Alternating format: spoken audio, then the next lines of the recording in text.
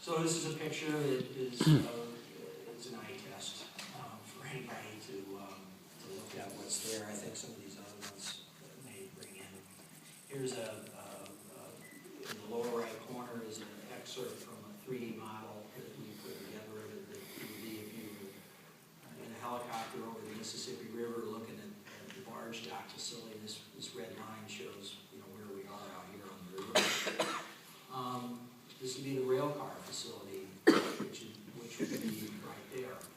Just as a reminder, we're going to bring in unit trains and stage them on this track right here.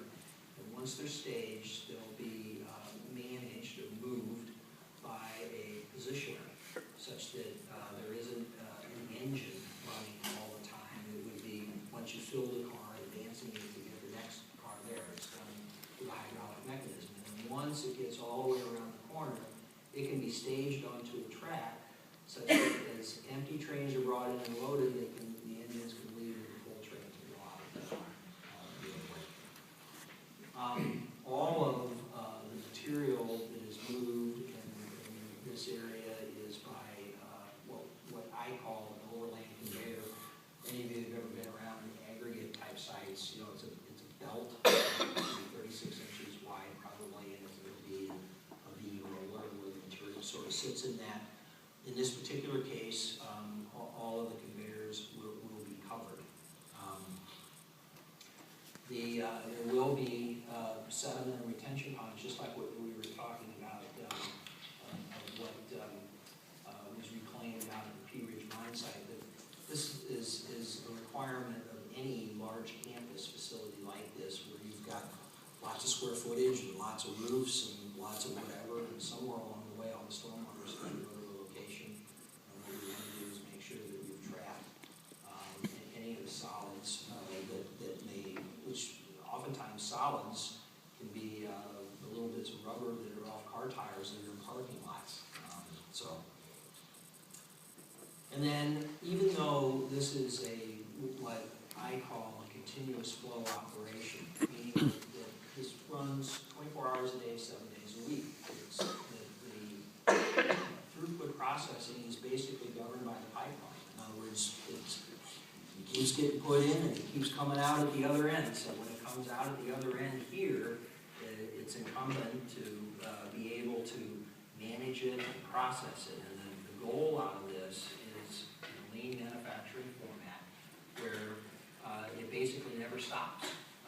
It will go into the process of being liquefied to purify it more, into the casting process, and then to be directly loaded into either the rail cars and the barges. That is not to say that because of, there are going to be periods of maintenance. Hopefully it's always planned maintenance instead of unplanned maintenance, but there are some storage domes, like you see right here, where we'll have a couple of shifts of material available to be able to buffer, when to start the overall system up. The main production building, just to remind everybody, it's it's right there. We're about 3,000 feet from the corner of the building to where we get to the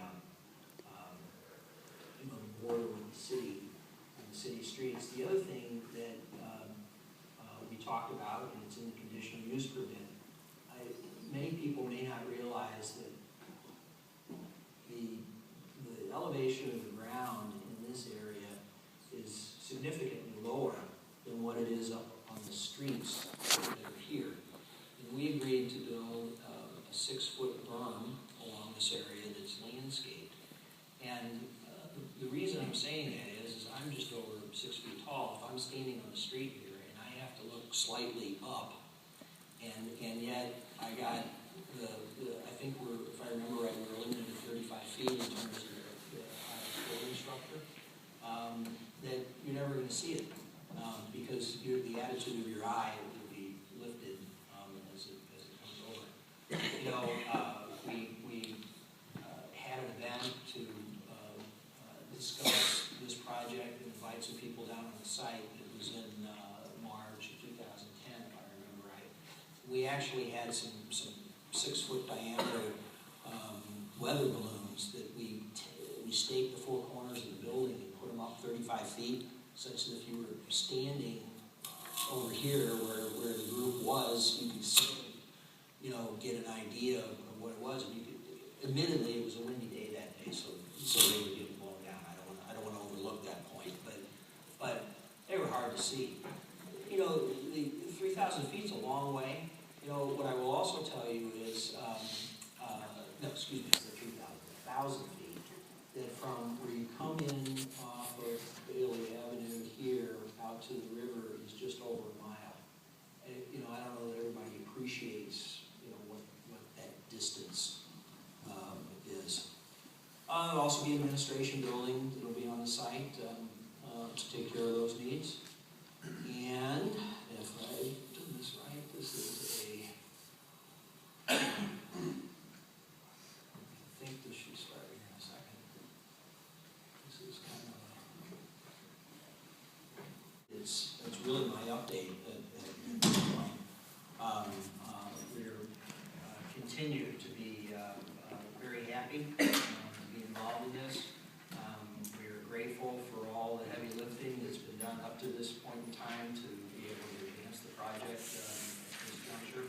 And, you know, we're eager to get things going. And please don't misinterpret our interest to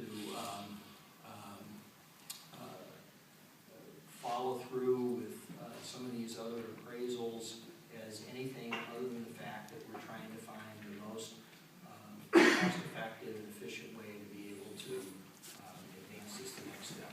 We do not, in any way, shape, or form, have invested what we've invested to date, or we're continuing to invest. I've written some pretty significant contracts in the last 3 weeks if we didn't believe in it, and we absolutely believe in it and are thankful for the opportunity.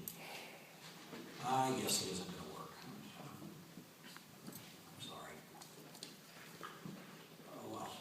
Mr. Mayor, is there anything else Mr. Niemeier, could you possibly touch base a little bit more on the feasibility study aspect of it for the citizens, please? Sure. He said Friedmeier. You know, to get to the full end of the road out of this is probably an 18 to 24 month adventure. That is not to say that there aren't activities that would start much sooner than that. As I mentioned before, there isn't like one, you don't open one book and say, you know, here's the Peabody Iron Ore process, and I'm going to do all these things. It's a series of individual reports. So it starts with the product that's in the ground. You know, is it what is it everything that we know it to be? We're going to validate that. Then there are economic studies that come behind that. Are the means and methods, the projected expenses for those means and methods to be able to extract it and bring it to the surface make sense